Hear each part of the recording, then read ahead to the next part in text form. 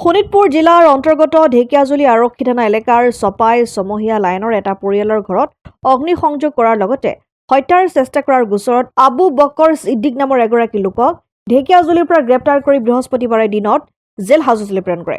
উল্লেখ্য যে বিগত 2 মাহ পূৰ্বে ঢেকিয়াজুলি আৰক্ষী থানাৰ অন্তৰ্গত তথা ৰাক্ষসমাৰী আৰক্ষী চকী এলেকাৰ চপাই চমহীয়া লাইনৰ বাসিন্দা মানিক মহানন্দৰ বাসগৃহত অগ্নিসংযোগ কৰাৰ লগতে হত্যাৰ চেষ্টা চলোৱাৰ অভিযোগ লোকজনৰ বিৰুদ্ধে। ইয়াৰ পিছৰে পৰা লোকজনে আত্মগোপন কৰি আছিল। এই সন্দৰ্ভত অব্যাহত ৰাখিছিল আৰক্ষীয়ে তদন্ত। অৱশেষত এক গোপন খবৰৰ ভিত্তিত বুধবাৰে ধলগুৰিৰ পৰা লোকজনক আটক কৰি জেল হাজতলৈ প্ৰেৰণ কৰে ঢেকিয়াজুলি আৰক্ষীয়ে। হয়, যোৱা আজি 2 মাহ ধৰি আজি আমি এটা কথা অৱগত হৈছিলোঁ আৰু আমি প্ৰশাসনৰ ওচৰত কাষ চাপ দিছিলোঁ। প্ৰথমতে আমি গম পাইছিলোঁ যে আমাৰ চপাই চাহ বাগিচাৰ স্থানীয় এজন মহানন্দ পৰিয়ালৰ ঘৰ এখন জ্বলাই দিয়া হৈছিলে এটা দুৰ্বৃত্তই। তেখেতৰ ঘৰখনত কিছু টকা পইচা হৈছিলে আৰু লগতে তেখেতেও জ্বলিছিলে। স্বামী আৰু স্ত্ৰী দুটাও জ্বলি পেলাই বহুত আঘাত হৈছিলে। কিন্তু কিছুদিন পিছত আমি গম পালোঁ যে আচলতে তেখেতৰ এজন ছোৱালীক বৰচলা ছাইডৰ আমি বিশেষ সূত্ৰটো নাজানো তেখেতৰ এড্ৰেছটো, কিন্তু আবু বাক্কাৰ বুলি নামটো ইতিমধ্যে গম পাইছোঁ। তেখেতে আচলতে এই ছোৱালীজনীক লৈ গৈছিল, আমাৰ আদিবাসী ছোৱালীজনীক লৈ যোৱাৰ পিছত সেই ছোৱালীজনী তাৰ পৰা ক'ত গ'ল কি কথা আমি একো খুংসূত্ৰ গম নাপাওঁ।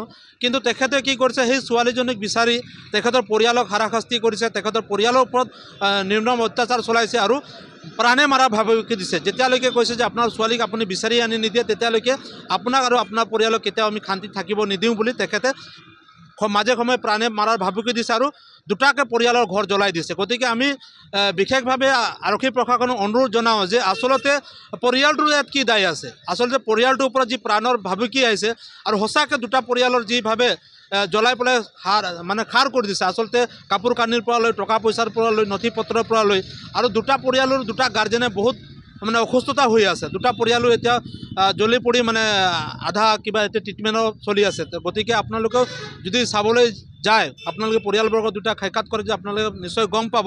আৰু প্ৰশাসনকো অনুৰোধ জনাওঁ যাতে এইটো উচিত ব্যৱস্থা ল'ব লাগে, কাৰণ এটা আমাৰ আদিবাসী ছোৱালীক তেখেতসকলে বিয়া কৰিছে, তাৰ উপৰিও পৰিয়ালটোক লৈ গোটেই পৰিয়ালটোক তেখেতসকলে যিভাৱে প্ৰাণে মাৰাৰ ভাবুকি দিছে। গতিকে আইনে এইটো সঠিক তদন্ত কৰি তেখেতসকলৰ ওপৰত উচিত ব্যৱস্থা কৰে আৰু আমি ইতিমধ্যে গম পাইছোঁ তেখেতক জেল হাজতলৈ প্ৰেৰণ কৰাৰ ব্যৱস্থা কৰি আছে। গতিকে আমি গম পাইছোঁ। ঢেকিয়াজুলিৰ পৰা প্ৰশান্ত বৈশ্যৰ ৰিপৰ্ট, অসম আদিত্য। NKS হুণ্ডাইলৈ স্বাগতম। নৰ্থ ইষ্টৰ প্ৰথম GDSI 2.0 ফিচাৰ্ছ ডিলাৰ হৈছে NKS হুণ্ডাই। অত্যাধুনিক সা সুবিধাৰে তৈয়াৰী মষ্ট আপডেটেড হুণ্ডাই ডিলাৰ এতিয়া ডিব্ৰুগড়ত। আমাৰ NKS হুণ্ডাই ডিলাৰত open sales consulted room, customer ৰুমৰ লগতে পুৰণি গাড়ীৰ এক্সচেঞ্জ ফেচিলিটিও ৰখা হৈছে। ইয়াত চেলছৰ লগতে ছাৰ্ভিচ ছেক্টৰৰ সুন্দৰ সুবিধা আছে। প্ৰয়োজনীয় সকলো এডভান্স টুলছ, হুইল বেলেন্সিং, এলাইনমেণ্টৰ অত্যাধুনিক machine, post hydraulic lift, fully ট্ৰেইনমেণ্ট পাৱাৰৰ লগতে nitrogen gas filling facility, fully automatic car washer ফেচিলিটিও আছে। লগতে NKS হুণ্ডাই ডিলাৰে কাষ্টমাৰসকলৰ সুবিধাৰ্থে মোবাইল ছাৰ্ভিচ ভেনৰো ব্যৱস্থা ৰাখিছে, য'ত হাইড্ৰলিক লিফ্ট, ৱাছিং facility, wheel balancing, tyre pressure check কৰাৰ লগতে বহুখিনি সুবিধাই উপলব্ধ আছে।